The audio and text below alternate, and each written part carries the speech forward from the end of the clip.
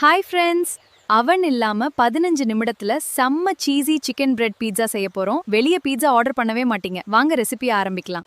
முதல்ல சிக்கன்ல தேவையான அளவு உப்பு, மிளகுத்தூள் சேர்த்து கலந்துக்கோங்க. அடுத்து கடாயில பட்டர் உருகியதும் இந்த நல்லா வெந்த பிறகு எடுத்துட்டு சிறிய சிறிய துண்டுகளாக நறுக்கி தனியாக வைத்துக்கொள்ளுங்க. பட்டர் தடவிக்கோங்க. பீட்சா சாஸை எல்லா பக்கமும் பரப்பணும். ஃப்ளேவர் கிடைக்கும். Perfect base.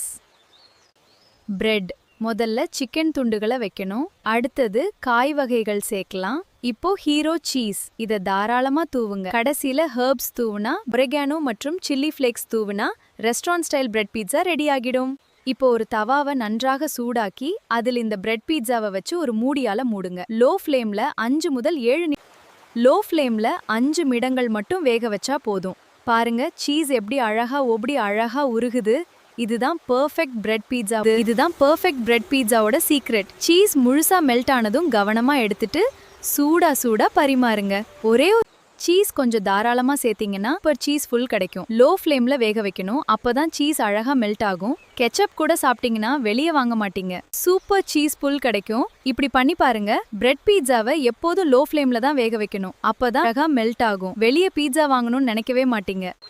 அவ்வளவுதான் நண்பர்களே, அவன் இல்லாம பீட்சா பேஸ் இல்லாம செம்ம பீட்சா ரெடி. பிடிச்சிருந்தா லைக் பண்ணுங்க, ஷேர் பண்ணுங்க. அடுத்த வீடியோல சந்திப்போம். பாய்.